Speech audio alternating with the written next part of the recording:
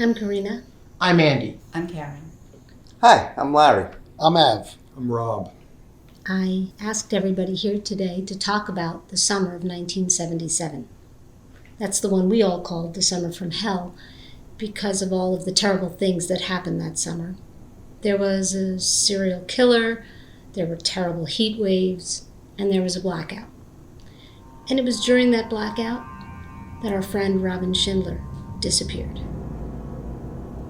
This all came about because of something my son Stefan found recently, a note from Robin. And that made me want to revisit all of this and get everybody together to document what happened that summer, to see if maybe with the benefit of hindsight, we could figure out the truth about what happened. We all lived through it together. We're friends from Douglaston in Queens, New York. We were teenagers at the time. This is Kathy. The summer of '77, truly unforgettable. Led Zeppelin had just given what would become their last American concert. Dreams by Fleetwood Mac had just come out, and Elvis the King died that summer. Annie Hall had just come out. We loved it. And we were blown away by a new movie called Star Wars. Jimmy Carter was president.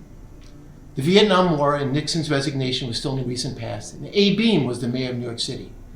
I just graduated high school. I had just gotten my first car and was really looking forward to the best summer of my life. Instead, it was the worst. 77, the summer of the son of Sam. We were afraid of him all the time, especially when we were hanging out at night. He'd disappear for a little while and then boom, we'd come back and shoot somebody else. What I remember clearly about the summer of 77, in addition to all the bad stuff, was the heat. Unrelenting heat. It was like living in an inferno. New York City was on the brink of financial collapse. Crime was at an all-time high. The city was almost bankrupt, and President Ford promised to veto any help that was coming our way. There were rats, there was graffiti, garbage, muggings, and broken down subways everywhere. People didn't even want to walk down the streets, even in broad daylight. The son of Sam was out there, seemingly uncatchable, shooting young couples in parked cars in the Bronx, in Brooklyn, even in Queens. He attacked 2 days after our high school graduation, in late June. That one was really close by, right outside Elifa's Disco on Northern Boulevard. We knew that area really well. Some of us had even been to that disco. That April, he killed a couple in the Bronx. He left a note between them. It said, "I am the son of Sam. I love hunting on the streets for tasty meat. The women of Queens are the prettiest." He said he was doing the killings to appease the devil. Then, 2 weeks later, the blackout struck. July 13th, 1977. 42 years ago tonight. And that's the night our friend Robin Schindler went missing and vanished without a trace. She just flat out disappeared. Never seen or heard from again. 42 years later, I still can't believe it happened. Any of it. Robin was very pretty. Lucky for her she was so pretty because she moved to the block in January of her senior year. Who starts a brand new school in January of their senior year? We took her under our wings. She had no father that we could see. She had no brothers and sisters, and her mother really creeped us out. We got very protective of her. We did anything for her. She became part of our group pretty quickly. She could be funny, but she was sometimes strange. Sometimes she would just start laughing, and there was just nothing funny to be laughing at. People don't just vanish into thin air. What really happened to Robin Schindler? Yeah, it took years not to think about it constantly, about everything that happened that summer. But it was the not knowing about Robin that really drove us crazy. We all lost touch. 42 years is a long time, but it's always at 7. But Karina found us on Facebook, and when she called and started talking about Robin, it was definitely surprising. And asking us if we'd be willing to talk on camera about the summer of 1977 to find out once and for all what really happened to Robin. She said Stefan found a note in one of her old books. Jane Eyre, for school. The note just fell out when I opened it. A note from Robin, dated July 13th, 1977, the night of the blackout. Which was also the night of Robin's 18th birthday party. And the night she went missing. It says, I'm really scared of my mother. Can I sleep over tonight? Please, you have to let me. Robin.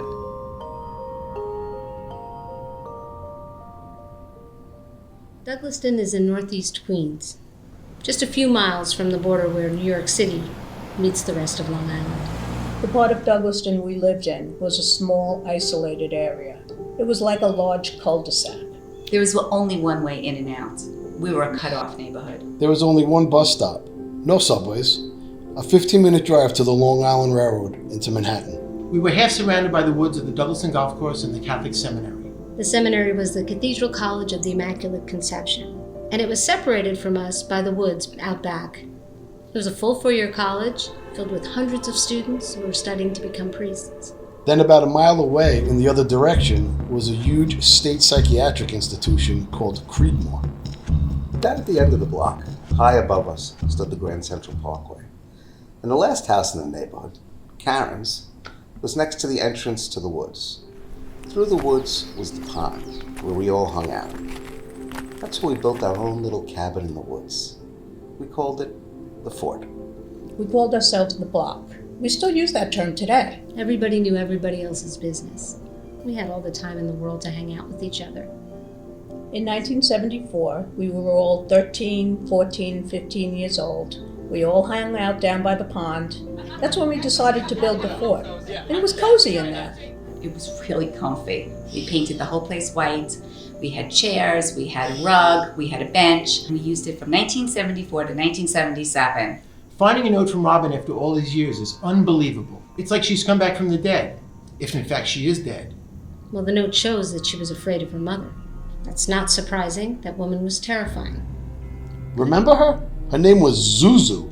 Zuzu Schindler. Who could forget her? I remember when the rumor started that she was a witch. I mean, with a name like Zuzu, what kind of name is Zuzu? She definitely ticked all the boxes of being a witch.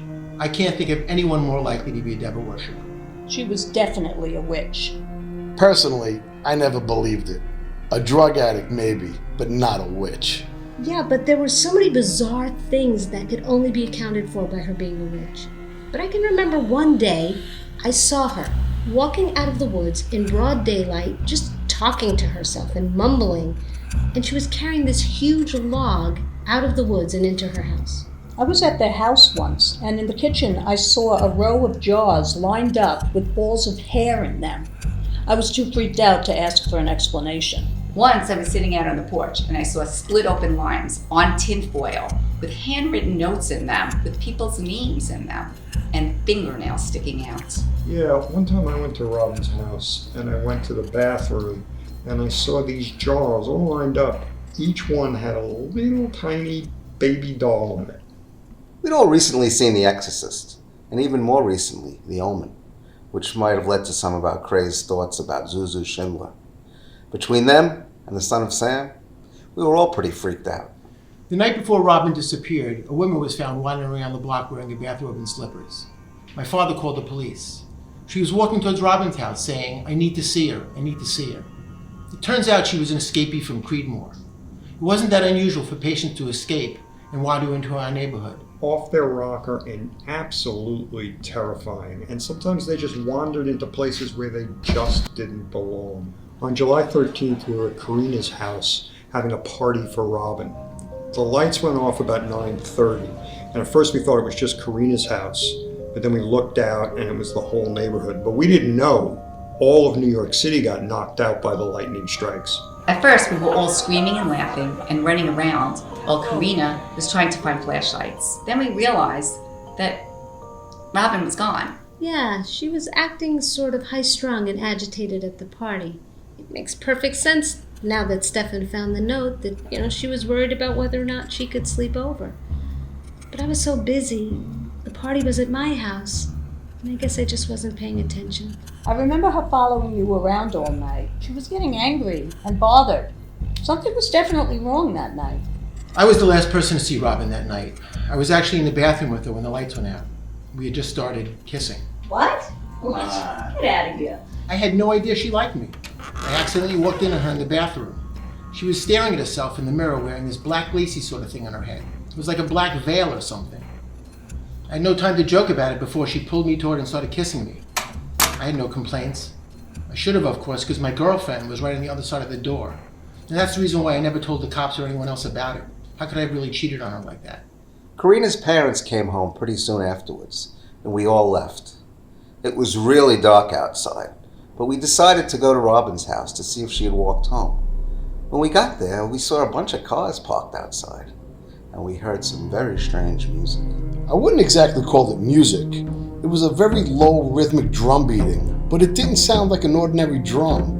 And then we could see through the drapes the flickering of flames of candles. The candles made perfect sense because of the blackout.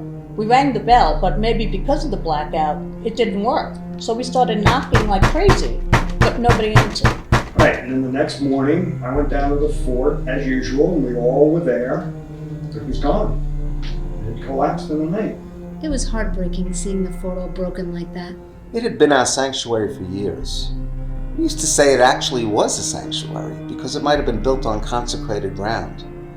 We never knew who exactly owned that part of the woods, but we were pretty sure it belonged to the seminary.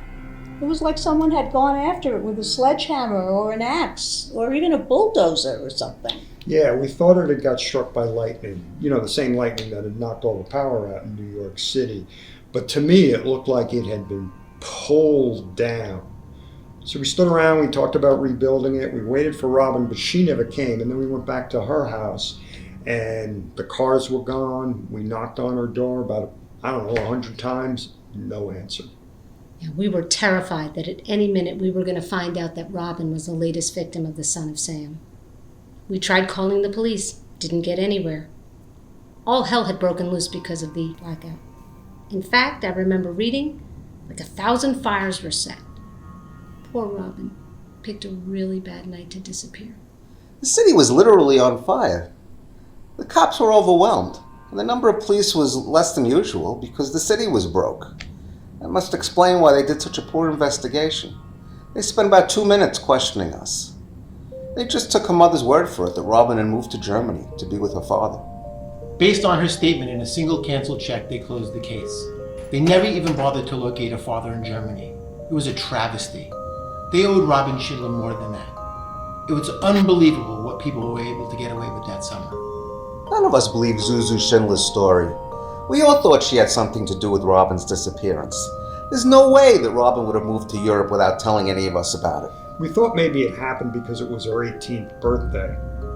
But nobody ever came up with a theory that made any sense. Look! A memento from that summer, from the fort. Oh my The day it collapsed. Oh my goodness. I can't believe I have one too. Wow. Robin would definitely have taken a piece of the fort if she had been there. She loved that place, even though she hadn't been with us from the beginning. She loved it almost as much as we did. Maybe even more. I remember there were nights that she would sleep there after she and her mother had gotten into a fight. It was dawning on us that nobody wanted to rebuild the fort. The place had changed, and so had we. By then, we were starting to get cars and spend time off the block. So, we all took something to remember the fort by, said our goodbyes, and left. I remember, all the girls were crying. Yeah, we cried. We all cried. It was really sad. I used to dream about it sometimes. But life moved on, and life has been pretty good to me. I think it's been pretty good to all of us. The 7 of us. God knows we don't deserve it. One morning long ago, the morning of a very important job interview, I nearly overslept and missed the interview. But suddenly, a robin screeching in the yard woke me up. And guess what? I got that job. I like to think it was Robin, looking out for an old friend. I live in a penthouse apartment in Manhattan. Many years ago when we first moved in, a robin's nest appeared just outside our living room window. It's still there, and it's still the same robin. Thinking back now, I realized something else about that summer. That's when I stopped going to church. Me too. Me too. Until then, I used to go every Sunday. I went to Catholic school from kindergarten through 12th grade, but walked away from church that summer. I just couldn't go back anymore. Not only church, I don't go to temple at all anymore. A week after Robin disappeared, everyone came to my house for a seance. We tried to contact her a couple of times, but then it evolved into a drinking game. You know, the drinking age was 18 at that time. Do you remember the time we went to the Bronx to see that guy who read tarot cards? I think his name was Giorgio or something. On the car ride home, we compared what he had told us. Beware and be strong. Evil is swarming around you, looking for a way in. You will protect her, and in doing so damn yourselves. She will then protect you, and in doing so damn the first child born to the 7 of you. When he so desires, he will call upon the price, and you will be gathered to witness. He, after all, doesn't do deals even for her, for free. I was terrified when he said that to me. But then when we were in the car all together on the way home, I realized he had said the same thing to every one of us, and I thought to myself, what a fraud. Someone must have told him about Robin, even though everyone said they didn't. Come on, someone must have told him. Fess up, who's the culprit? Nope, not me. me. Nope. It wasn't me. I remember one of the first Google searches I did when Google was first invented was to look up black veils. The only thing I ever found on the internet was that black veils were somehow related to nuns. Something about a complete renunciation of the world. Was that what Robin was doing with it? Was she thinking about becoming a nun? Impossible. No. Can you imagine the daughter of a witch becoming a nun? I mean, maybe that's what her and her mother were fighting about. Maybe her mother killed her over it. Nobody knows, but we don't even know if Robin's dead. We never found the body. But why hasn't she ever tried to get in touch with us? After the internet was invented, we all found each other on Facebook. I can remember searching dozens of times for her, and nothing. It makes me think she probably really is dead. She must be. The day after we said goodbye to the fort, Karen and Karina and I went down to the fort, and we agreed with you guys. It did look like it had been dragged, and it looked like there were fingernails in the plywood. Yeah, and there, wedged under one of the pieces of plywood, was a foot, a small plastic foot. Kathy and I tried really hard to get it out, and when we finally yanked it out of there because it was dug deep in the dirt, we found this. Mom, why do we even have that? I have no idea, actually. But it's always intrigued me. I just wondered, did it have something to do with Robin's disappearance? It had never been there before, right? None of us had brought it there. I think that Robin's mother murdered her and buried her there with her childhood doll. 2 weeks after she disappeared, we had still not heard anything. We hadn't received any letters, any phone calls. So we decided, Kathy and I and Karina, to go over to Robin's house and look for evidence. We were terrified, but we were also determined to stick up for our friend. I knocked on the door, and it creaked open. And there was Zuzu, dressed in black. She always wore black. She was always so pale and severe looking. And I remember she had on this heart necklace and these big scarves, black scarves around her neck. She said, "Won't you come in?" And just at that moment, I remember hearing a whistle from behind us on the street. The boys were out on the sidewalk waiting for us, so we went into the kitchen, and there was this huge pot and a horrible smell. Then this one surprised us all with something we had not planned. She said to Mrs. Schindler, "Robin borrowed one of my shirts. Is it okay if I check her closet for it?" And we all started sweating, and Mrs. Schindler said, "Sure, come on." Yeah, I was scared to death, but I wasn't going to give up. Plus, I knew we'd be leaving Kathy and Karen alone so that they could have a good look around. And I followed Zuzu into the bedroom. And it was so sad, because it was exactly as it should have been, but no Robin. But of course, at the same time, I was filled with terror, because I just realized that I had lied to a witch, because Robin had never borrowed anything from me. And here I was, alone in the bedroom with a possibly murdering witch, wondering whether or not witches knew everything about people and when they were being lied to. As soon as Karina and Mrs. Schindler left the room, Karen and I said, "Now," and we started rummaging through everything. Karen was trying to find out what was in the pot on the stove. I moved the spoon around until it hit something. It was a cow's tongue, a giant cow tongue wrapped in twine. I looked into the dining room, and on the table was a bouquet of black roses and a black veil. And I could see Mrs. Schindler watching me. And I said, "I'll check the closet," so relieved just to turn away from her. And she asked me, what color was the top? And I said, "Red and blue, it's a huckapoo." I totally made that up. Robin had never borrowed anything from me. But as I started going through the closet, I started realizing to myself, holy crap, everything's here. It's all here, nothing's gone. She didn't take anything because she didn't go. And just at that moment, I felt her watching me, and I said, well, can you go ahead and check her drawers for me? And she said, that won't be necessary. And I was terrified, because what does that even mean? I remember hearing this crazy cat fight happening outside. It sounded like one of them was getting their hearts ripped out, and she starts laughing. Karen was at the stove freaking out that there was a cow tongue in the pot that Mrs. Schindler was cooking. And all of a sudden, we heard shrieking of cats fighting. It was awful. And then Karina came running through the kitchen screaming, "Thank you, Mrs. Schindler," and she ran out and we just followed. We were waiting outside for the girls, and all of a sudden, at the side of the house, the cats started fighting. Everyone was betting they were black cats, saying they were evil witch cats. But it made sense to me for Mrs. Schindler to have cats living in that house. We all laid low after that night.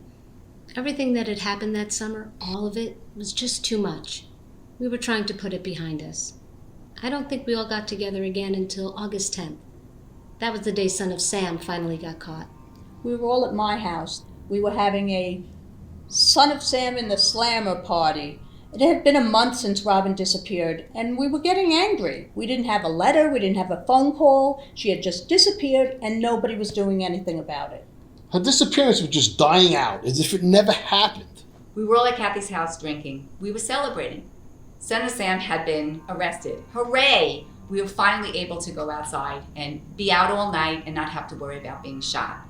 We were running around that night. We all ended up at the fort. We got to the fort, and we couldn't believe our eyes. Everything was gone. All of it. Where was the plywood, the rugs, the pieces of the bench? It made us really mad. A huge part of our teenage years had vanished, just like that. We'd had it. We were really, really pissed, and the target of all that anger was Mrs. Schindler. We made up our minds to confront her. But obviously, if the reason we were confronting her was because she killed her daughter, it was kind of an idiotic thing to do. We retreated through the woods straight to Robin's house.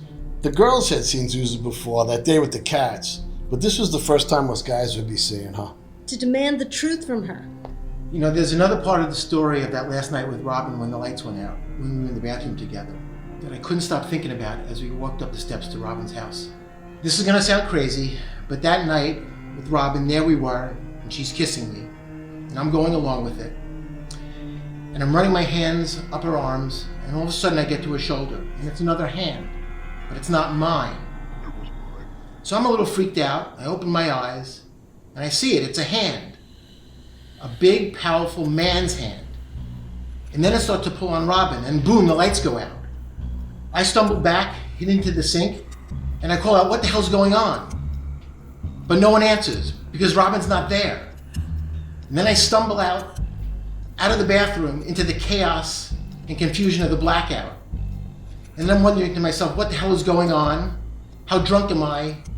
Where's my girlfriend, and where the hell is Robin? I could see why you never told us. Obviously, we would never have believed you. It's true, I swear. I believe you. Thank you. Remember how when we got to Robin's house, the door was unlocked, but we changed our minds? I didn't change my mind. What? I never told anybody this, but after you guys all went home, I went back. I guess I was a little drunk. I just felt it was wrong to walk away. And I wanted to catch Zuzu off guard. And I found her. In the living room. Kneeling and praying to a huge picture on the wall. A picture of Robin. And she was praying and saying, "My queen. He chose you. He chose you out of all the women in the world to be his wife." His wife? Whose wife? And he stirred it all up for you. All of the murders and the fires and the blackout. All for you. And then she started babbling and talking about the fort and how Robin had tried to save the fort and had fought so hard to stay with us, her friends. And how could you never have told us this? I never told anyone. It didn't feel real. I just wanted to forget all about it, put it behind me. What we should do is go back to the pond, to the exact spot where the fort stood, with an excavator. What? An excavator? We should dig up the area. For what? Robin's remains? We do have access to resources now that we didn't then. And by resources, you mean money. It's really hot in here. I'm sorry, the air conditioning's on. I don't know why. Where are we gonna get an excavator? No, actually, it's not a bad idea. My brother-in-law's in construction. We could arrange it through him. Okay, but the seminary owns the land. We can't just go on their land and dig up the property. Turn it out, Karen. Yes, seriously. Okay, but there's lots of woods there, and Karen, we have how do to. you remember? We built the fort in a clearing. Is it me or did it just get like 100 degrees colder in here? No, it It's not didn't. easy. Yeah. It's not Yeah, that. it's cold. I know. Stefan, please go back to where you were sitting. I know what you people did. Help me. You thought you could get away with it. You thought. I don't do deals. He doesn't. She kept you safe. She gave you everything. But your souls were damned. She asked that I spare you. Save them. I've given you wealth and health for 42 years. But it is his soul for your 7. I don't do deals for free. Hail Robin Hitler, Queen of Hell. You thought you could get away with it? You all were damned from that moment. I didn't have to be. You finding Robin's note was no accident. She tried to help you live like kings, but he doesn't do deals for free. I am the price. You are the I am the price. You are sold for their 7. Seven. It is finished.